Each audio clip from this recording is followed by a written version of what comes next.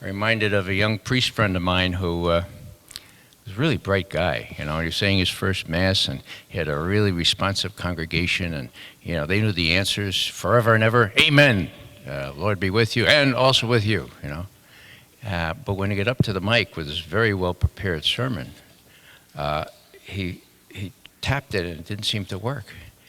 And tapped it again, and he said, "There's something wrong with this damn thing." "And also with you," was the immediate response. So when I walked in here just now, somebody asked, could they put a microphone on me? And I said, well, I already had one. And they said, well, we have another one. And so I said, were you from Homeland Security? And he said, no, NSA. So out here in the West, they're less sophisticated. They ask you before they put the mic on you. So, I mean, I think that's good, but, you know, I thought high-tech stuff was here in Seattle. Anyhow, I want to talk a little about a lot of things tonight, but I want to make sure that you feel comfortable enough to interrupt me at any point. And I think we have lots of time, so let's do it that way. I want to start out talking a little bit about faith and faith-based things. And when George W. Bush came into Washington, of course, he was big on everything that was faith-based, you know. And so he introduced the concept of faith-based intelligence. And I heard a story one time which illustrates what faith-based intelligence is worth in a very vivid way, and I'd like to draw from my Irish heritage to tell you that story. So, it's a winter's night in Belfast, and two nuns are driving home from the hospital where they work. It's getting dark, and don't they run out of petrol? They stop the car on the side of the road, look under the boot, look under the bonnet, no gas can, but there was a bedpan from the hospital. So I said, well, this is better than nothing. They went and got some petrol, and they came back, and the one nun is struggling. I don't know if you realize, but bedpans are very unwieldy when they're full. She's struggling with it. The other one's opening the gas cap there and screeches to a halt. Big limousine, big one. The fancy one, like, you know, you push a button and the window gets down by itself. A fellow looked out the window, and who was it but the Reverend Ian Paisley, the head of the Protestants there in Northern Ireland.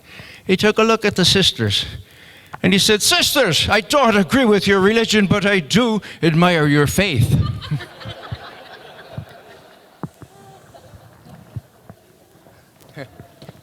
Thanks for getting it. You know, I told that joke at the Oxford Union during a debate, and there was nothing. Well, Elizabeth, you were there, right?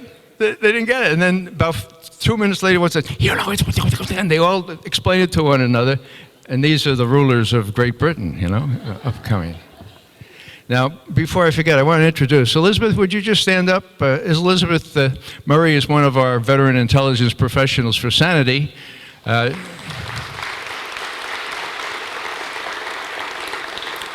And she was second in command of Near East analysis. She was the Deputy National Intelligence Officer for the Middle East when she retired 3 years ago now, Elizabeth?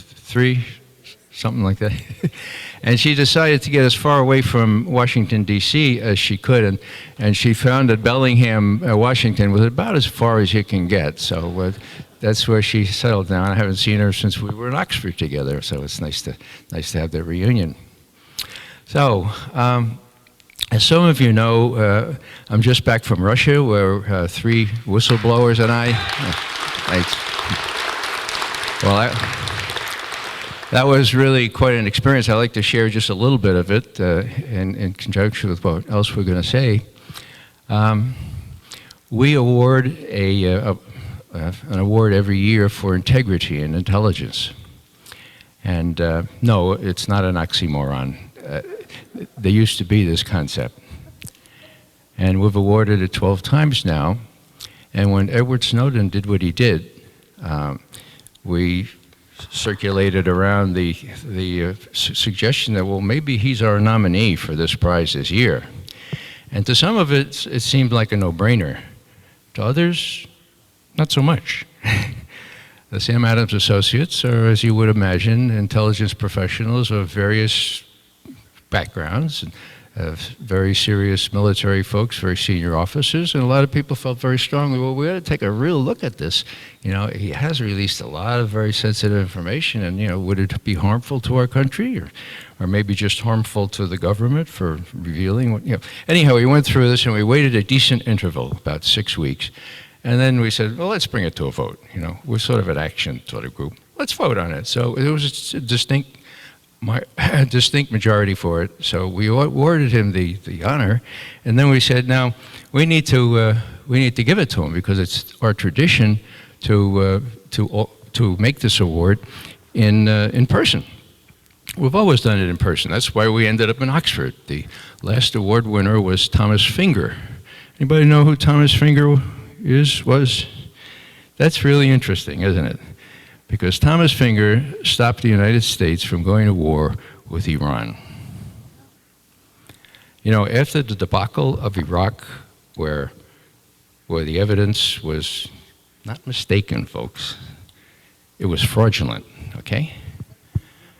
And, you know, face-based intelligence, you know, was worse than what was in what Paisley thought was in that bedpan, right?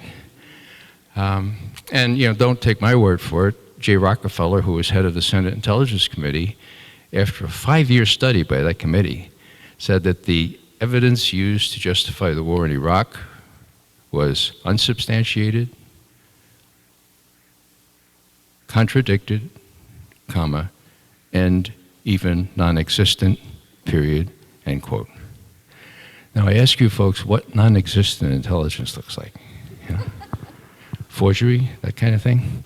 Well, anyhow, after that was over and it was behind us, someone with some good sense said, you know, Iran is next in the crosshairs. It was very clear. And so let's try to get somebody with a record for integrity to come in here and run the estimate on Iran. And they couldn't find anybody except in the State Department, the head of State Department Intelligence, Tom Finger. He was an assistant secretary of state, very senior official, but he'd been around the intelligence community almost forever. Now he's teaching at Stanford. In any case, they asked him, would you shepherd the estimate? These national intelligence estimates are sort of the acme of the intelligence project. And would you do the one on Iran? Come on in and do it.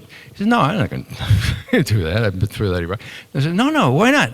He says, well, if you let me take 3 or 4 of my best experts on Iran from the State Department, yeah, I'll do it. And he did, and they did, and he did. All throughout 2007, they struggled with this estimate. The record had been that every 5 years, the intelligence community would pronounce, since about 1990, that Iran is, we think, about 5 years away from a nuclear weapon. 1995, they're about 5 years away from nuclear weapon. 2000, probably about 5 years away. It got a little embarrassing, okay? So he threw out all the estimates, and he did a ground-up study, and he found out, as some of you know, unanimously agreed to by all 16 intelligence agencies of the United States government, that Iran stopped working on a nuclear weapon in the fall of 2003. Now, I'm not real good at arithmetic, but I did the math before I came here. That's 10 years ago, okay? It had not resumed work on a nuclear weapon. Now, that judgment, by the way, has been reiterated and revalidated every year since in formal testimony. I wish I could brag about formal testimony from the National Intelligence Director, but as you know, he's a self-confessed perjurer because he denied that NSA did any collection on millions or hundreds of millions of Americans. Anyhow, it does mean something that every year they've revalidated it. And how did he stop the war? Well, he didn't do it single-handedly, but it was a big surprise. 3 weeks before the estimate came out, first week of November 2007 now, okay, George Bush was saying, Iran's about to get a nuclear weapon. They're going to get a nuclear weapon. We have to do something to stop that. And some press person says, well, Are you sure? Why do you? He says, well, what do you want? World War III? Is that what you want? Is that what you want? World War III? You know? And 3 weeks later, this estimate comes out. Now, the problem for them was a PR problem. How are they going to handle this thing, right? And I don't know. This is the way it happened, but I think it did. The people that really didn't want to attack Iran, what part of our government were the people that really didn't want to attack Iran? I'll give you a hint. They wear uniforms and they got stars on their thing. Military, right. They knew what that would be like. That'd be crazy. It would make Iraq look like a volleyball game between Mount St. Helena's or the Ursuline Academy, you know? And so what I think happened was they went to George Bush and said, now, Mr. President, this estimate, terribly embarrassing estimate, isn't it? Oh, yeah, big surprise. Well, it's out there, and Congress has it, and it's going to leak for sure. It's going to leak. And, you know, we think you should get ahead of the curve, and so you can put your own spin on it. So why don't you issue an unclassified version of this? Put your own spin on it. This thing was unspinnable, you know? It was 180 degrees of what he'd been saying. So Bush said, well, yeah, we get a good spin on it. You see something really, really tragic or really, really pitiful, watch Stephen Hadley, the National Security Advisor at the time, get up and try to explain all this, you know. Iran's still a threat. And then now we're going to look up, there's still a threat, you know, still a threat. Why? So anyhow, how do I know that this stopped the war? Well, there are a lot of reasons, but one is if you read Bush's memoirs. Now, I don't expect you to go out and buy the book. Please do not go out and buy the book. If you're looking for the book, you'll find it in the fiction section because my Code Pink folks have made sure that it got there, okay? But yeah, and you go to page 474 or something like that, and Bush, in his own words, must be his own words, says, this was a shocker, an eye-popping disclosure. It deprived me of the military option. And this is a quote, for how could I justify ordering our armed forces to attack the nuclear development facilities of a country that the intelligence community said had no active nuclear weapons program? Bummer! I says it right in, I mean, you would think, what would the normal reaction be if you found out that they weren't working on it? Wouldn't it be, if it were surprised, it wouldn't it be, call Tel Aviv, this is great news, hey, they're working on, wow, you know, instead of that, bummer, you know? So that's a kind of long-winded way of saying that it was Tom Finger, a guy with integrity, okay, who saw to it that an honest estimate was prepared. He took all kinds of heat from the John Boltons and others of this world. It was just, they put him through, and he stuck around long enough to protect all those people who wrote the estimate, you know, the analysts. And then he left and went, he's teaching at Stanford now. Long story short, he was at Stanford in January, and I was invited to do a little debate there in one of those Oxford debate things. And so we said, hey, let's do the Sam Adams Award in Oxford. And so he was our last awardee, and he's unusual in as much as most of our Sam Adams Awards are given to whistleblowers. And it was, you know, Tom Finger that made it unnecessary for anybody to blow the whistle because he told the truth, you know. Hello, you know, that's what we used to do, tell the truth. So the Sam Adams Award is named after a colleague of mine who entered the CIA at the same time I did. Actually, it was the same day, in 1963, when John Kennedy was president. He had served in Vietnam in the Navy. He was out of Harvard, really bright guy. Went to Harvard Law School, said this is for the birds. He didn't want to be, you know, he didn't want to continue there. So he came down for this very attractive offer, which attracted me as well, of being an analyst for the CIA, where you would be given in your little inbox, and most of you are probably old enough to remember that we used to have inboxes made out of wood. Can you believe it? Yeah. When I talk at colleges, they say, what kind of inbox was this? You know? Into our inbox would come all manner of information from all, you know, from press, from spies, from photography, from intercepted messages, from, you know, from wherever. The FBI even shared information with us every now and then. And we would be responsible. I'm far enough away from Washington to use the following word. We would be accountable. we would be accountable for looking at what information was available, and if it were important enough, we would serve it up to the president. And somebody might correct the syntax or the misspellings, but there was no political thing on this. I mean, we told it like it is, and we had career protection for telling it like it was. Many of us bent the noses of four-star journals way out of joint by saying, for example, bombing? You think you're gonna close the Ho Chi Minh Trail by bombing? When Jop, the general, just died, I was thinking, wow, I remember those days. There was lots of talk of the patter of little brown feet. And in contrast, the B-52s with these big bombs. They were going to seal the Ho Chi Minh Trail and make Jop and Ho Chi Minh give up. We knew better than that. We told LBJ that. But he heard from the generals that, no, this would do it. You see, the generals gave LBJ the idea that the Ho Chi Minh Trail was sort of like I-5, or I-95, or, I-66. And we had to explain to him, you can't even see it from the air. Anyhow, he didn't want to be the first president to lose a war, and so he became the first president to lose a war. So there are those political things, and intelligence can just do so much. But I want to tell you just a little bit about Sam Adams and what he stood for. He was so bright that they gave him the account of counting up how many enemy there were in South Vietnam, communists under arms. Now, would you believe that as of 1964, nobody had counted them up except the military way back in 1956 or 57? And we had been killing so many of them under Westmoreland's, pretensions that he had imposed an artificial limit. There could be no more than 299,000 Vietnamese communists under arms. Couldn't be any more than that. Now, does that specific number give you any doubts? It's sort of like 1,429 people killed by chemicals outside of Damascus, The precision itself gives it away, right? Probably when they say, how many? Well, let's say 1492.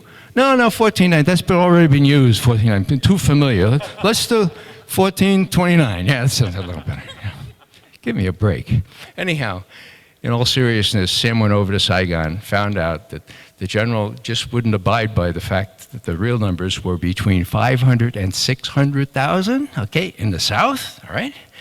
And in a bar that night, this sergeant came up from the intelligence unit, and he said, Mr. Adams, I know you're totally confused because, a battalion usually does have 500 men, and they always half it when put it on the OB in the order of battle. So it's 250 for us, 500 for you and everybody else, but you're not going to make any way here because Ho Chi Minh knows that Westmoreland won't allow more than 299,000. It was crazy. So Sam came back in high dudgeon, and I'm talking to, we used to have lunch, and I'm talking to him about all this, and I said, why would Westmoreland deliberately underestimate the number of people he's facing? It doesn't make any sense. Generals tend to exaggerate the enemy. He said, well, Ray, they've killed so many every week, and the press isn't really smart in Saigon, but they do arithmetic, And if all of a sudden he says, oh, no, there are twice as many, or even that there's more than 299,000, oh, that could be trouble. I said, oh, come on, Sam. He says, Ray, the day was August 20th, 1967. He said, Ray, we got a secret NODIS. NODIS means no dissemination cable in from Saigon last night from General Abrams, who is General Westmoreland's deputy. Westmoreland was traveling around somewhere in Southeast Asia. Now, I have the text of that cable, and I'd like to read it to you, just the portion that matters, because I don't want to misquote it, and I want to put on my glasses so I can read it.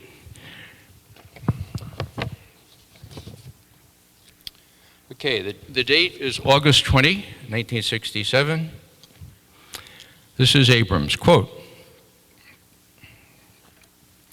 we cannot accept the higher numbers, because we have been projecting an image of success over recent months, and all available caveats and explanations will not prevent the press from drawing an erroneous and gloomy conclusion.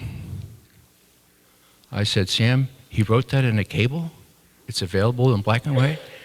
He says, yeah. Now, Abrams was a big tank commander in World War II, okay? Who's the big tank? Patton. Patton said that the only person as good as me in tanks is Abrams. Well, you know, tanks but no tanks. When there are no tanks, okay, he wasn't real bright and he wasn't really good about what was going on in Vietnam. They named the tank after him, the big Abrams tank. So that was what he faced. And to his credit, I suppose, Sam obeyed all the rules and went through channels, went to the Inspector General of the CIA, tried to get the director, Helms, fired. You can imagine how far he got with that. Went to the Inspector General of the Defense Department, went to Congress, nobody would listen to him. That was 1967, okay? We had lost about 25,000 people. The Vietnamese had lost about 1,500,000 people. Where do I get that figure? From Secretary of Defense McNamara, who says that Vietnam lost 3 million people altogether, okay? And so Sam went to his early death, sudden heart attack at age 56, I think he was, no other symptoms, with profound remorse, with great regret that he had let himself be diddled within the system. If he had gone to the, now I'm going to say something that will surprise you. If he had gone to the New York Times bureau in Washington, the surprise here is that the New York Times used to be an independent newspaper, and actually they would print something like this without checking with the White House. That, you know, they wouldn't ask for permission like they do now. They would have put it on the front page, and that could have shortened the war, because there it was, a document. What you need is documents. So it's what my friend Dan Ellsberg always says: don't just speak out, bring the documents. And Bradley Manning or Chelsea Manning did that to a fairly well, didn't he? 700,000 documents. And to his credit, Ed Snowden went through the documents that really needed to be released and figured out a way to get him out of Dodge, okay?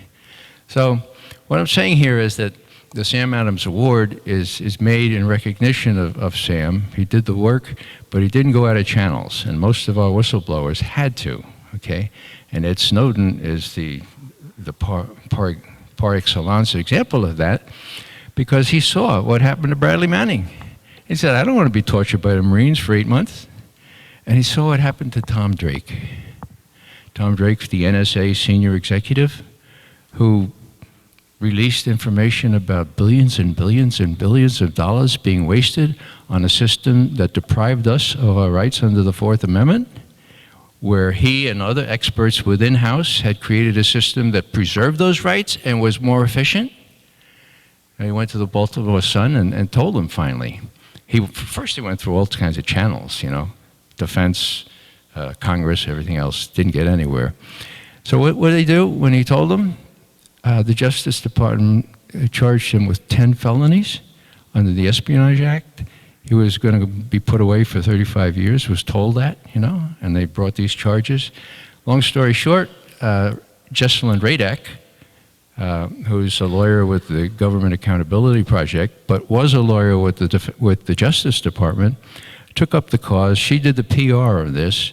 He used the public defender of the state of Maryland for his, he didn't have any money, you know, for his defense. And at the end, the federal judge said, you know, you people, you so-called lawyers from the Department of Justice, you should be ashamed of yourself. You should be really ashamed of yourself. This case had no basis from the beginning. You wasted all our time, and you put Tom Drake through 4 years of persecution. You should be ashamed of yourself. Now, what did Tom do? I don't know how this works legally, but he pled out to a misdemeanor for having exceeded the authorized use of a government computer. In other words, he wrote a letter to his wife or something on a government computer or something like that. So, point here is that Ed Snowden watched what happened to Tom Drake. So here we are, exactly a week ago, or actually a week ago last night. We're in Moscow, and we were ushered into this nice dining room, and there's Ed Snowden. And let Tom go before me, and Snowden looks at Tom Drake, and you could just see it in his eyes. This guy saved my life. This guy saved my life. You know, I knew what I had to do to get out of Dodge. I never could have achieved my mission if I'd gone through channels, and so I figured out a way, to do it. And Tom Drake is looking at Ed Snowden, and he's saying, my God, I never thought any good will come out of those 4 years of persecution. But this is a good, And I'm looking at this, I'm like, oh gosh, this is wonderful, This is really wonderful. And we had a chance to ask Snowden, your major concern, of course, was that you could sacrifice all this. You give up everything, maybe your life. You said you were willing to do that. And your main concern was, nothing's going to happen, right? Nothing happens. Are you aware, Ed, that a lot of stuff is happening? He says, yeah, I am, yeah. And Colleen Rowley and Jesselyn Radek, both lawyers, really up on the legislation that's being prepared now. Some of it quite promising. We're able to fill them in on some of those details that haven't been on the web. Now, if it's been on the web, Snowden's seen it. He's really engaged. And, I just say one more thing about Snowden. People say, well, why did he go to Moscow? Was this rearranged? Did the Chinese turn him down? Why is it, he's a traitor. What's her name? Dianne Feinstein. He's a traitor. Well, I'll tell you who the traitor is. It ain't Snowden, okay? What? Yeah. What he did was very artfully figure out a way to get in touch in a confidential way with Greenwald and Laura Poitras, arranged to meet her in Hong Kong, and got all the stuff out, and got to Hong Kong, because he knew he could get to Hong Kong from Honolulu without being intercepted and discovered. He couldn't get to Latin America any other way. And so there he is in Hong Kong, meets with them, gives them the stuff. And of course, they're journalists. They're not, Good Samaritans or Red Cross people, so they go back and write their stories. And there's Ed Snowden. Hello, Hong Kong is sort of dithering. And who saved them? WikiLeaks. Yeah, WikiLeaks. Julian Assange sent his right-hand person there, Sarah Harrison, down, and he said, do what you can. See if you can get him, he's got to go through Moscow if he wants to get to Havana, so talk to the Russians. And so she goes to the consulate there and arranges for him to get out of Dodge, and he just got out of Hong Kong before they were going to keep him there. Now, was he headed to the Soviet Union? No, he wasn't headed to the Soviet Union. Or Soviet Union, gosh, that really dates me, doesn't it? To Russia? No, he wasn't going to end up in Russia. It was sort of like, I was comparing it in my mind to Columbus, okay? It was Columbus Day that we were on Amy Goodman. And I was thinking, I remember a history book that started out this way about the discovery of the New World. America was discovered by somebody who's looking for something else. The next 2 years, the next 2 decades, the next 2 centuries were spent trying to figure a way through it or around it. It was named after somebody that had nothing to do with the discovery of America, and the people there were called people from the other side of the world. History is very, very chancy like that, very ironic. Well, here's Ed Snowden. He wants safety, he wants security, he wants not to be killed. So he wants to get to Latin America. He has no intention of when he got to Moscow, he wanted to get around or through it, right? He couldn't. And in the end, because of the U.S. imperiousness, John Kerry saying, all right, Vladimir Putin, we know there's no extradition agreement here, but you must give up Ed Snowden because we want him and we say you must. Well, that was a big mistake. Vladimir Putin doesn't take kindly to that kind of thing. And besides, you could seek the high moral ground by obeying international law. There used to be some premium in obeying international law. It still is among some countries. And so he said, yeah, come on in here. Now, what's the result? The height of irony. Ed Snowden is in the safest place on the globe. Why? Well, you may know that 2 weeks ago, General Michael Hayden, who was head of the CIA and the NSA, suggested openly, I've got a list that I'd like to put Ed Snowden on a different kind of list, not a list for an award. But and Mike Rogers, head of the House Intelligence Committee, chimed in, I can help you out on that. You know what list I'm referring to? The kill list for assassination, the one that President Obama on Tuesday morning carefully reviews and decides who will live and who will die, including American citizens. I hope none of you are shocked to hear that. There used to be a Fifth Amendment that would prevent that, but that's gone by the board, just like the First and like the Fourth, what we're talking about right now. So, so what was I saying? The kill list, yeah. So Michael Hayden and Michael Rogers have said, this guy should be killed. And I said to Snowden, I said, are you aware that these guys have said that? He just looked at me and kind of shook his head like, yeah, I'm aware. He said, like, what's become of our country, What's become of our country? This is not the mafia. They're not supposed to be the mafia. But this is Mike Rogers. Now, I'll tell you a little secret here, not to leave this room. Mike Rogers is a failed special agent for the FBI. How do I know that? I won't tell you how I know that. But some of the circumstantial evidence is that he left after 4 years. You never leave the FBI after 4 years. You're just about to become vested, right? You're just about to get all kinds of emoluments and so forth. Well, he left under something of a cloud, and now what is he doing? He's overseeing the intelligence community and parts of the FBI. Well, do you think maybe the FBI has something on Rogers that they could disclose? Anyhow, the whole thing is so darn corrupt. And of course, this mass interception and mass monitoring of communications, that's what J. Edgar Hoover did to it fairly well, and that's why they created a law against it. Anyhow, so the thing with Snowden was just beautiful, and I think it's probably worth reading just a little bit of one of the. Well, we had a formal ceremony to give him the award, but we each said something. Jesselyn Radek, Tom Drake, myself, and Colleen Rowley. And Jesselyn read something from Albert Camus. And maybe some of you have seen that. I wrote it up, but let's just to give you a little feel for what that was all about. She said, Edward Snowden, you're in good company. Now, Snowden had talked about the work of a generation, okay?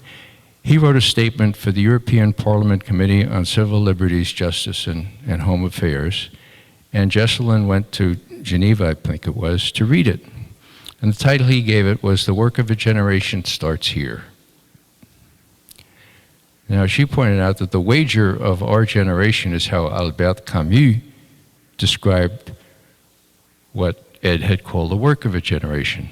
It was 1957, the year that Camus won the Nobel Prize for Literature. At that time, Camus expressed a hope in the quality of a new generation and its increased unwillingness to adopt slogans or ideologies and to return to more tangible values. He wrote, quote, "We have nothing to lose except everything, so let's go ahead. This is the wager of our generation. If we are to fail, it is better in any case to have stood on the side of those who refuse to be dogs and are resolved to pay the price that must be paid so that man can be something more than a dog." Camus rejected what he called the paltry privileges granted to those who adapt themselves to this world, adding that, quote, "Those individuals who refuse to give in will have to stand apart, and they must accept this." Camus, quote, "Personally, I have never wanted to stand apart, for there is a sort of solitude which is certainly the harshest thing our era forces upon us. I feel its weight, believe me, but nevertheless, I should not want to change eras, for I know and respect the greatness of this era. Moreover, I have always thought that the maximum danger implies the maximum hope. In December 1957, the month he won the Nobel Prize, he warned strongly against, quote, he said, remaining aloof has always been possible in history. When people did not approve, they could always keep silent or talk of something else. Today, everything has changed, and even silence has dangerous implications. I think that has relevance to today. Jesslyn Rada continued, a key figure in the French resistance, Camus, in July 1943, published a, quote, letter to a German friend, an old friend that he had had for decades. He said, quote, you, the friend, you said to me, the greatness of my country, Germany, is beyond price. Sound like maybe he thought it was an exceptional country, or maybe the sole indispensable country in the world? Or... Okay. The greatness of my country is beyond price. Anything is good that contributes to its greatness. Those who, like us young Germans, are lucky enough to find a meaning in the destiny of our nation must sacrifice everything else, end quote. Camus. No, I told you. I cannot believe that everything must be subordinate to a single end. There are means that cannot be excused. And I should like to be able to love my country and still love justice. I don't want for my country a greatness born of blood and falsehood. I want to keep it alive by keeping justice alive. You retorted, the German, Camus saying to the German, you retorted, well, then you don't love your country. Jesselyn wrapped it up by saying, Edward, you don't love your country probably has a familiar ring to you. But of course, the truth is the very opposite. Let's take one more cue from Albert Camus, who emphasized that, quote, truth needs witnesses. We are honored, Edward, to be here at this time and this place to be your witnesses. You have the full measure of our gratitude and support. And that was just one of the statements. Colleen Rowley read another, and I read a little Russian poem. It was really interesting. We are hosted officially by Anatoly Kucherina, who is a civil rights lawyer and one of the lawyers that is supporting Edward Snowden. And he's a great, big, wonderful, burly Russian guy, you know, and he gave us all gifts through a translator, inscribed books. And the last one he gave out was Pushkin. And that gave me a chance to try to follow Cicero's dictum of trying to render your audience benevolent, attentive, and docile, because I know a lot of Pushkin, okay? And I know one poem of Pushkin that, anybody here know Russian? Oh, usually up in the Northwest we have some, okay. Well, I'll translate it anyway. It's a poem that Pushkin wrote when he was behind bars in Chisinau, now in Moldavia, I guess it is, because he spoke out, you know, he wrote subversive things in his poems. And this one is titled Uznik, which means prisoner or somebody kept in captivity. And he's sitting in his little cell, and he's looking out the window. And it goes like this. Сижу за решеткой в темнице сырой, вскормленный в неволе орел молодой. Okay? I'm sitting behind the bars of this window in the dark, dank cell, cooped up like an eagle who can't fly away. Мой грустный товарищ, макая крылом, кровавую пищу клюет под окном. He looks out and he sees this crow waving his wings and picking up a piece of a dead animal and you know, throwing it at the window. Клюет и бросает, и вот и смотрит в окно, как будто со мною задумал одно. He's clutching at this thing, and then he looks into the window. And he looks at me as though he has the same thoughts that I have.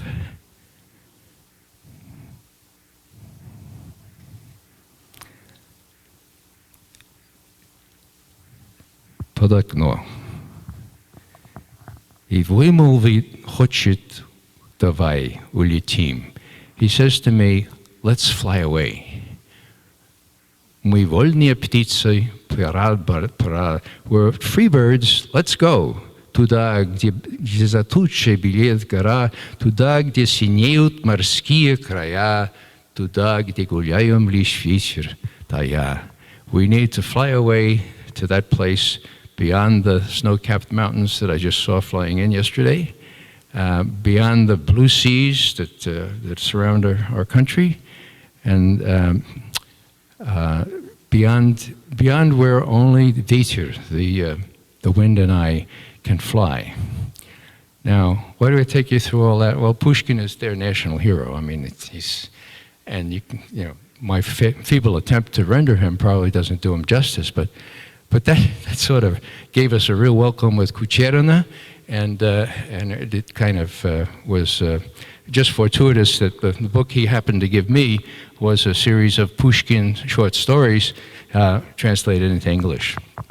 So, he lived in the first part of the 19th century, so he was part of that insurrection that really never got off the ground.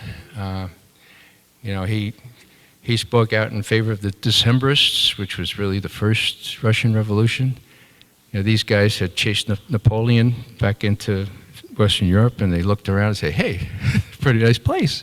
How do they rule themselves, And they heard about Konstituция, Constitution. And so, without much preparation, they drew themselves up before the square in St. Petersburg and shouted out, Konstantin I Konstitucja, meaning bring Constantine into power and the Constitution. Now, no other Russians except the ones that had been chased Napoleon knew what Konstitucja was. They knew what Constantine was. But the Tsar just brought his folks out and they shot them all and imprisoned the rest of them. But that's a measure of how people find out a different way of doing things and act on it. Now, I want to say a couple things about the late, lamented, dearly departed General Keith Alexander. Let's have a moment of rejoicing that Keith Alexander's gone. Good riddance. Keith Alexander is, for the next few months still, the head of the National Security Agency and the U.S. Cyber Command. Cyber Command? Yeah. You've heard about how we very artfully with the Israelis set back the Iranian nuclear development program with the Stuxnet. We're pretty smart, we can do that. How smart is that? Just as sort of an aside here. The battles of the future are not going to depend on battleships or aircraft carriers or B-52s or F-35s. It's going to be cyber. And so the great big advantage that the United States now has, to its detriment, of spending half of our tax money on defense, it's not going to amount to a hill of beans. You know why? Because well-educated Iranians, well-educated Chinese and Japanese, well, that's all it takes, to do this cyber warfare. And there are just as many of them, and some of them are better educated than there are of us. Add to that the fact that NSA and our government, to the degree it wants to do this, cannot do it without people like Edward Snowden. Just can't do it, okay? So this whole generation that's grown up, they're technically incredibly proficient, okay? And they want to have good jobs, and a lot of them end up at the NSA and other places to get good pay. But, some of them, maybe, 5% have a conscience. And some of them remember the solemn oath that all of us who serve in the armed forces, to support and defend the Constitution of the United States against all enemies, foreign and domestic. I mean, that's what Snowden remembers. He was a soldier for a while. That's what I remember. And we talked about that over dinner. Is this an oath that has an expiration date? No, it doesn't, And so what are we to do? Are we supposed to sit back and watch this happen? You know, when I'm doing interviews these days, people don't seem to have any concept of the Fourth Amendment to the Constitution. And I know you do, but I'm going to read it to you anyway, because you can see, just by hearing it, how much flaunted it is by what's been happening. Quote, "The right of the people to be secure in their persons, houses, papers, and effects against unreasonable searches and seizures shall not be violated, and no warrants shall issue, but upon probable cause, supported by oath or affirmation, and particularly describing the places to be searched and the persons or things to be seized," end quote. Well, hello. You know, put that up against the dragnet, the collect everything mentality. So, you know, the natural conclusion is that there's probable cause to believe that all of us are a bunch of terrorists, right? How many terrorists here? I guess we're all suspected terrorists, you know? Yeah, I mean, look at it, yeah. And so that's a measure of what we're up against. Now, I said that I'd do something about the empire here, so I'll say something about the empire. Well, first I'll say what I learned first about the empire when I was about 8 years old, and my Irish grandfather said, "Raymond, you've heard about the British Empire. Do you know why they say that the sun never sets on the British Empire?" I said, "Yeah, I think I know, Grandma." No, you don't know. Just sit down there and I'll tell you what it is. So, all right. He said, the sun never sets on the British Empire because the good Lord would never trust the British in the dark.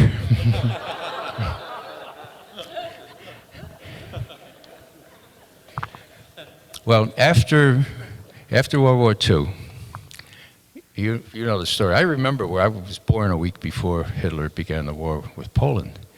And my first, well, even in the womb, I suppose, you know, people were really upset about all this that was happening. So I grew up with that ambiance, that environment, and I remember a lot of it. But after the war, 1948, when I was 11, when I was 9, I guess.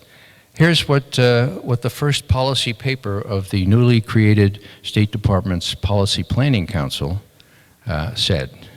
Now, this was written by a fellow who used to be my hero. His name was George Kennan. Many of you know who George Kennan was, ambassador to the Soviet Union, you know, Russian expert par excellence, you know, author of the containment policy, you know. It really, really wrote well from Moscow and so forth. Well, this is what he said in the first policy paper. Okay, this has set the policy for the U.S. after the war. "We have about 50% of the world's wealth, but only 6.3% of the world's population. So our real task in the coming period is to maintain this position of disparity.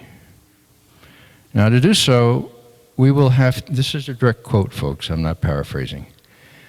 "To do so, we will have to dispense with all sentimentality and daydreaming. We need not deceive ourselves that we can afford the luxury of altruism.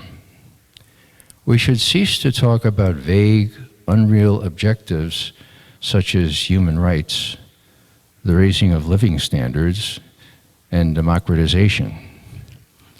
The day is not far off when we will have to deal in straight power concepts." End quote. George Kennan, 1948. Now, George Kennan, I've later learned, was responsible for making the CIA a hybrid.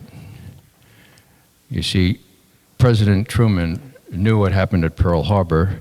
He was hell-bent and determined that wouldn't happen again. There'd be no surprises. There would be a central place, therefore Central Intelligence Agency, where in that inbox would come all manner of information. Somebody would be held accountable for looking at it and warning about these things. Most of you know that before Pearl Harbor, there were all manner of little things floating around, from the FBI, from the code breakers, from the people in Embassy Tokyo, from the FBI. Where was the Japanese ambassador? You know, so, and there was a little submarine in the Honolulu harbor, and where was the Japanese fleet? I mean, does anybody think, you know, we lost track? We lost track of the Japanese fleet, you know? So that was not going to happen again. So therefore, Central Intelligence Agency, and this agency would report directly to the president, not to the Pentagon. You know, Truman knew that the Pentagon would always say the Soviets were 12 feet tall. He knew they weren't 12 feet tall. You know, the State Department would say they were only 5 feet tall. He knew they, you know, so he needed his own. He needed people who had no agenda except to tell the truth. Now I know, you know, even out here in the West, people would wince and say, "Right, right." An agency with no agenda. Yeah, I'll give you a break. You say that in Washington, you know, they just kind of stare in disbelief. But it was true. When we were hired, Sam Adams and I, we were told that we could tell it like it is. And almost always we were able to do that. There were exceptions, okay? But almost always we could do that. So that's what Truman wanted. Now, what happened? After World War II, these very imaginative, very courageous people came home from the OSS, the Office of Strategic Services. They had worked miracles, you know, in Europe and in the Far East Theater. And they came home to well-deserved applause. And then, you know, they said, well, thanks a lot for the applause, but, I mean, like, should we hang around here? I mean, do you still need us, or should we go back to our law firms, our corporations, you know, back to academia? And 1947 was when this all was happening.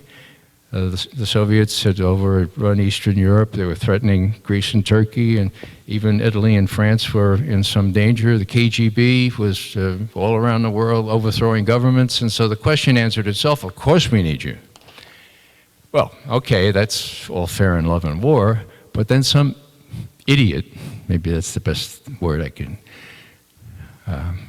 some idiot said, well, we're creating this secret agency for analysis. They're going to have their own clandestine collection capability because they need some spies to get the stuff they can't get from the media. So let's put them in with the analysts. The legislation was changed by one sentence being inserted, and it said, the Director of Central Intelligence shall perform such other duties and tasks from time to time as the President of the United States shall direct. Now, do not blanch from the word. This gives the President of the United States the capability to have his own personal Gestapo. All he needs is the right guy in charge of the intelligence community. If you don't believe me, just look what George Tenet and George Bush did together. You know, enhanced interrogation techniques. Some of you may know that comes from a German phrase, verschärfte Vernehmung. What's the translation?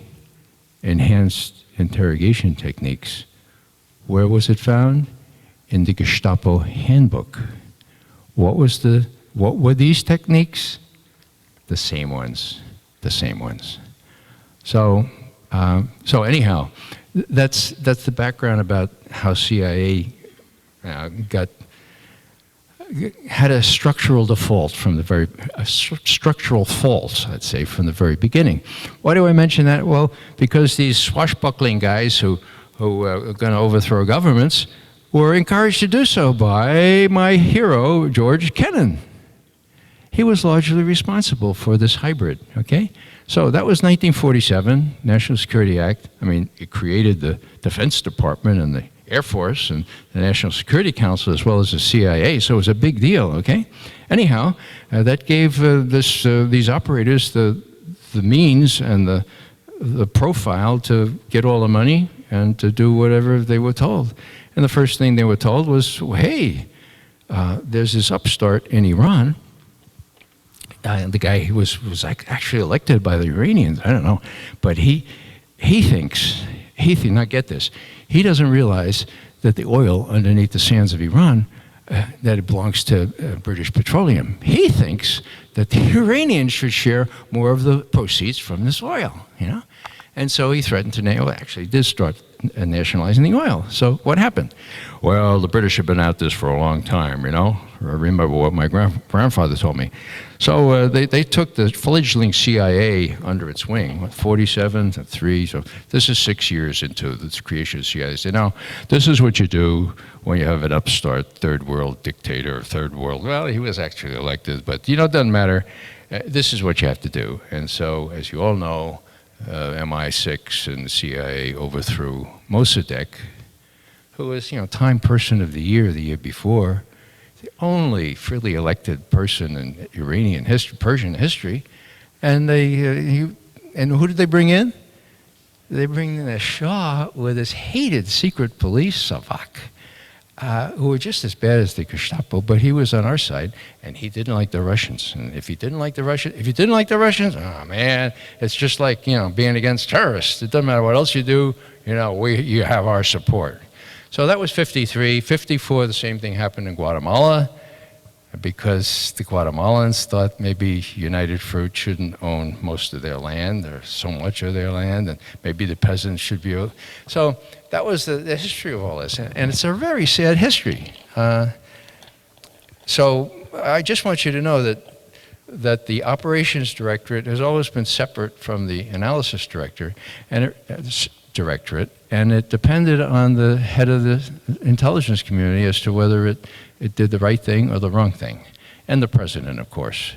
One fellow that I served under directly, Bill Colby, he must have learned from past mistakes, but he was the most courageous. And when it came out that there was a whole bunch of abuses in the 50s and 60s, he defied Kissinger's admonition not to tell the truth to Congress. He told the truth to Congress. He said, look, I'm a lawyer, you know.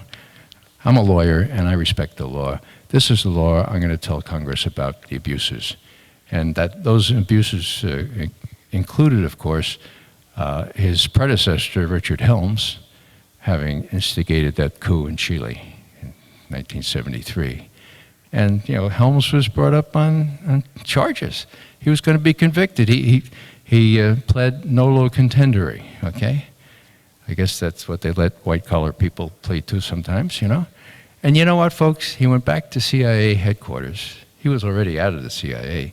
Went back to CIA headquarters, and I've never seen such a crowd in our mammoth cafeteria welcoming him, passing around the money, the hat, and the 2,000 or 10,000, whatever he had to pay, was collected like within the first hour. And as I watched this, a couple of us analysts were peeking in from the shadows there. I said, well, you know, this really is two different and distinct agencies. We thought at least I thought what Colby did was exactly good, courageous. Of course, he got canned by Kissinger right after that, and he met a very suspicious death. And that's another story. So that's just by way of saying that the CIA has a kind of a hybrid thing, and that that there are the Tom Fingers, but there are also the Richard Helmses and the George Tenets. And every time I go to an airport and have to do all that charade, I think disrespectfully of George Tenet, because he had the power to share more information with the terrorism guy in the White House, Richard Clark, and he had the power to speak out when he saw that Condoleezza Rice was not taking it as seriously. As you know, they didn't talk about Al-Qaeda and Osama bin Laden until 1 week before 9/11. So let me just kind of finish up here, and I'd like to leave a lot of time for questions. I think that the good news is what I call the Noah principle. I think more of us are even Chris Hedges and others, are beginning to realize that we should follow the Noah principle, and that is no more awards for predicting rain, awards only for building arks. Now, what arks are we going to build? Well, the situation is pretty critical in my view. The powers that be have, rolled up the wagons in a circle, And the National Defense Authorization Act is, I think, probably the most revealing thing. This is the one that allows somebody from, what is it called now, McCord, Lewis McCord, come in here and take McGovern to an undisclosed location without charge or anything, but not forever, just until there are no more terrorists, you know. That reversed history since the Civil War, when Southern whites were using the U.S. Army to bring in slavery again, or Reconstruction, whatever they call it. And now they can use the U.S. Army to do this. Now, why did they do that? As I watched that, I couldn't believe it.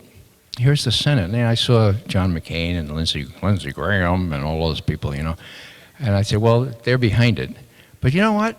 When it came back from the White House, Carl Levin, the chair of that committee, the Armed Services Committee, he was asked by one of the Democratic senators, well, you know, we didn't have the business, we didn't include arresting American citizens for that. How did that get in there?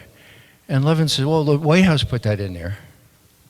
As if to say, yeah, right.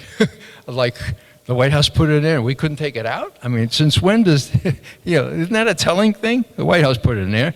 And everybody said, oh, the White House put it in there. So, you know, it was the executive and the Congress. Now, why do you think they wanted to make a law that stringent? To use the Army against us, or use the Army. Pardon? Martial law, yeah, okay. But what were they afraid of? Now, bear in mind, this was 2 years ago, right? What was going on? Pardon? Occupy, you got it, yeah. Yeah, it seemed to me, you know, I was interviewed about this right after it happened. And I'm sitting in this anteroom and saying, now, what's changed over the last several months? And the only thing I could think of was Occupy. And I said, they're afraid of us. You know, up till then we had thousands, but suppose there were tens of thousands. You know, suppose there were 100,000 surrounding the Congress and the White House, and they couldn't get home to their cocktails and martinis in Georgetown, you know? Who are they going to call? They'll call the park police. Right, the park police were on our side, you know. They let us camp out there right in the middle of Washington, not the court. How about, the Capitol Police? Well, the Capitol Police, with all due respect, they're good at operating those things that you have to walk through to make sure you don't have a weapon on you, but not so much else. District Police. Well, District Police are increasingly aware that they are part of the 99%, okay? And, you know, small wonder that they realize that. So suppose something really happens, suppose the flag goes up, suppose we are surrounded, who can we call on? U.S. Army. The generals, such as there are predominantly creatures of the system. They'll do whatever advances their profile and career. I hate to say that, but it's true. And the people who populate the so-called volunteer army, it's a poverty draft, folks. And that there's a shame on our country. These are mostly people from towns in this country of less than 50,000 people and from the inner city. These are people who have no prospect of a job or of a good education. It's a poverty draft. And they've been ingrained to do what they're told. Witness that terrible WikiLeaks collateral damage or collateral murder thing. I showed that earlier today, and every time I see it, it turns my stomach, because it's not only the Iraqis who are being brutalized, it's been the fellows in those helicopters as well, brutalized. So what are we going to do? Well, I found that in talking around the country, that Americans have a peculiar hesitancy, okay? Now, it's understandable. Who likes to be laughed at, you know? I mean, we don't like to start something that doesn't have a reasonable prospect of success, right? I mean, like, who wants to hear, McGovern, what did you think?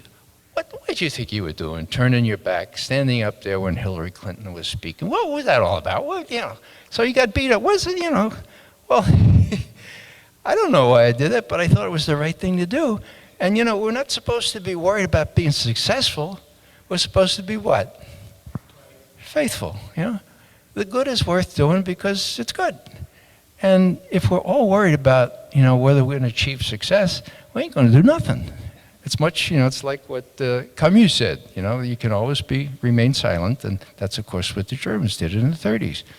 So the other thing, when I got beat up by the goons at Hillary Clinton, this was at George Washington University that folks who don't know, about 3 years ago, all I did was, well, maybe I just explained in my own defense. I spent not a lot of time, but I spent some time in the Soviet Union, and there used to be, when a Soviet leader made a speech, there would be stormy applause, and in Pravda the next day, it would be, every third paragraph would say, "Бурные аплодисменты, все стоят." Stormy applause, everyone stands, right? Well, Hillary Clinton walks into this lecture hall, not lecture hall, this big auditorium at GW University. I got somebody to get me an invitation to it. And stormy applause, everyone stands, okay? I'm thinking, oh, бурные аплодисменты, все стоят. And then the president of George Washington University comes in. I'll tell you, he made her out to be, Mother Teresa, okay? And so I'm holding my nose there and I say, McGovern, what are you going to do? Luckily, I had my Veterans for Peace shirt on. So there was plenty of time. They stood for about 4 minutes, so I took off my outer shirt and I put my Veterans for Peace shirt on. I turned my back and I just stood. And all she could see, and she was as close as that camera there, all she could see was veteransforpeace.org,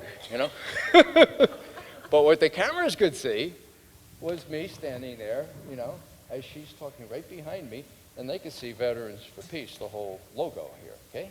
And I said, I've done this before actually in church.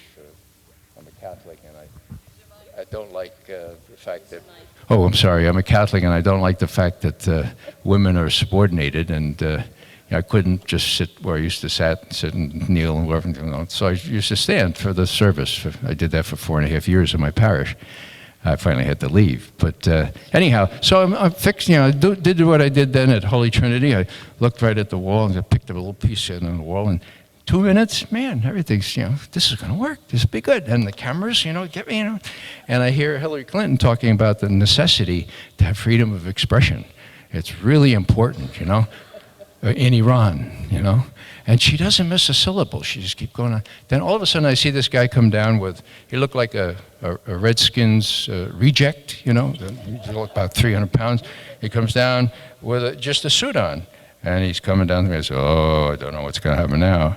Before I could figure out what happened, some guy grabs me from the back. They lift me up, and they carry me over the 3 women between me and the aisle, take me out, bang my head against the door frame on the way out, and did other brutal things.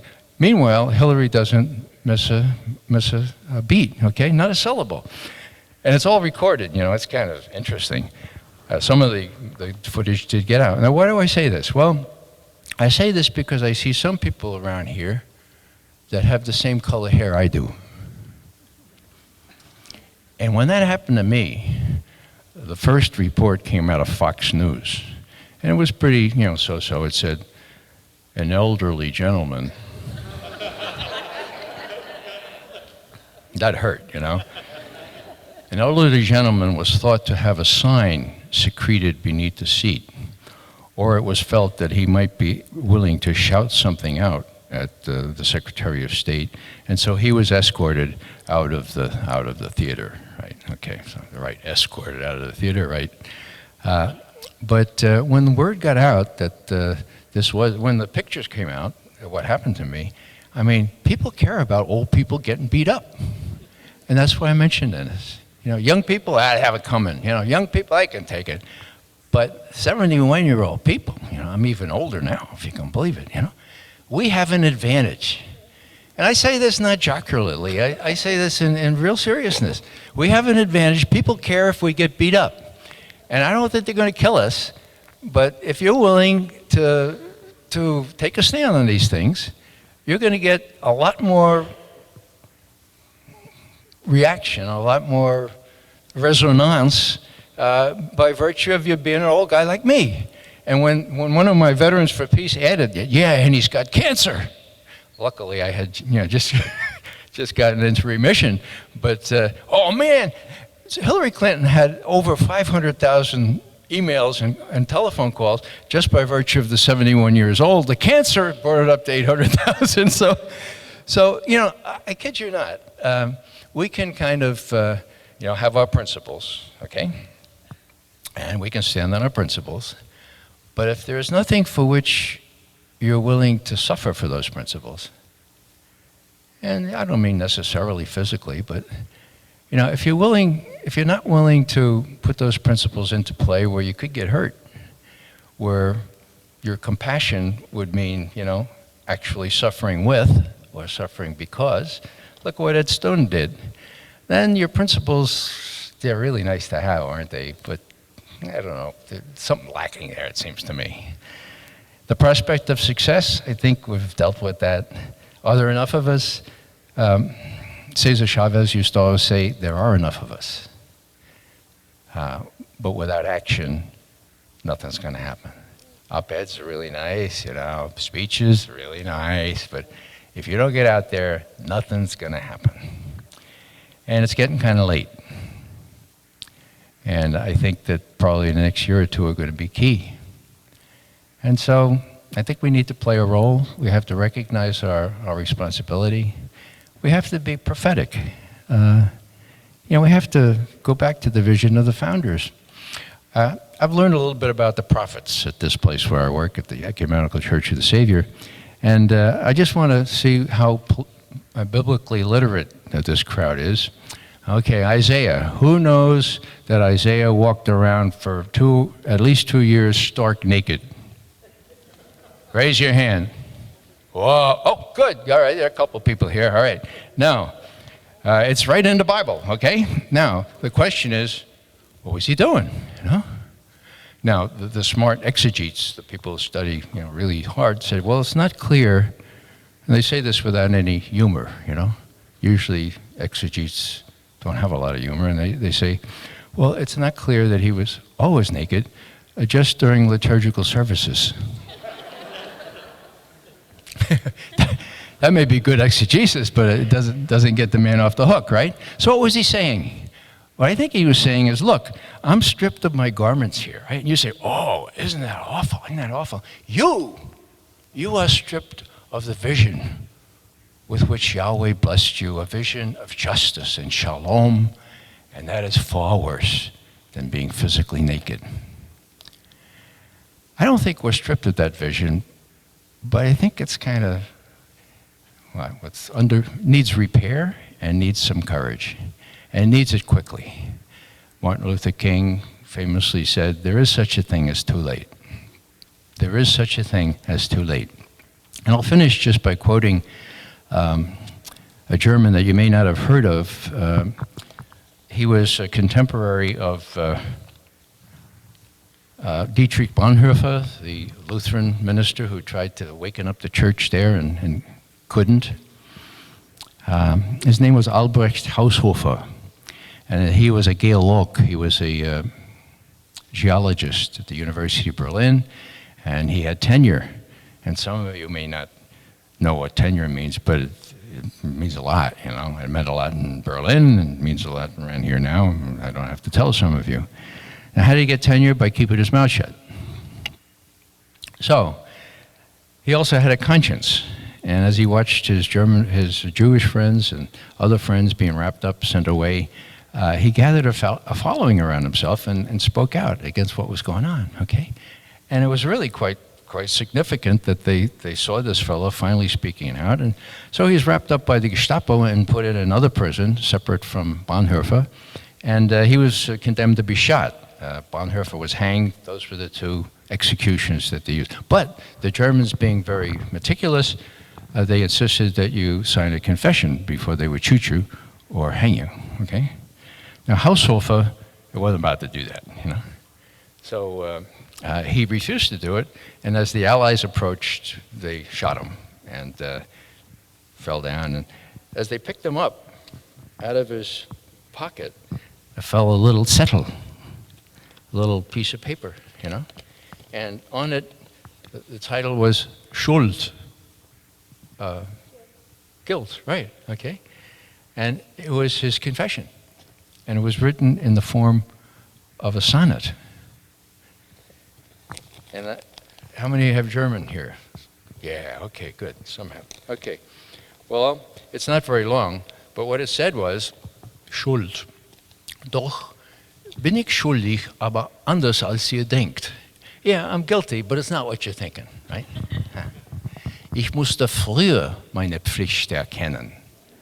I should have früher, earlier, recognized my duty. Ich musste schärfer Unheil, Unheil nennen. I should have schärfer, more sharply called Unheil, evil, evil. Mein Urteil habe ich zu lang gelenkt. I put off my judgment far too long. Ich habe gewarnt, I did warn, as we know he did warn, aber nicht genug. Enough. Ich habe gewarnt, aber nicht genug und klar, klar, clear, claro. There's no comparative in German for klar, klar is klar. Ich habe gewarnt, aber nicht genug und klar. Und heute weiß ich, was ich schuldig war. And today I recognize what I was guilty of. So, there is such a thing as too late. A lot of you recognize that and are out there doing your thing already, but we need all of us in this battle, and we need to be able to stick our necks out. And the last thing I'll say is that I do not have anything against necks. I've been accused of having a lot against necks, but I think necks are very nice. They're convenient connections between head and torso. I'd hate to be without a neck, all right? But if there is nothing for which you will risk that neck, then it becomes your idol, okay? And necks are not deserving of idol worship. So I don't have to tell most of you this, but I'll say it anyway. Be willing to stick your necks out. Be willing to do whatever is necessary to demonstrate that we want to be loyal to our founder's vision.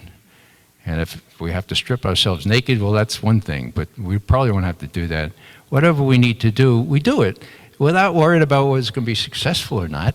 But let's just try to do the good because it's worth doing, and leave the rest in other hands, in the hands of the coming generation.